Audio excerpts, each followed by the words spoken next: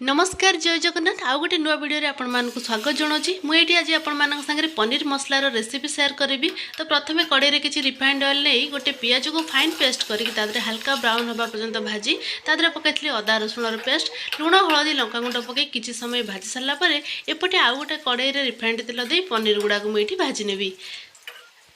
पनीर ये भाजी हाँ भितर सेपटे मसला कषा हो गैस फ्लेम को पूरा लो रखिकी मसलाटा कषे ना से जलीजर ये टमाटो और काजूर गोटे पेस्ट देती किसी समय कषि सारापर हल्का पानी देकी भल भाव में मसला को गोले सारे घोड़े देवी मसला सीझीगले बढ़िया टेस्ट आसे तरकारीर।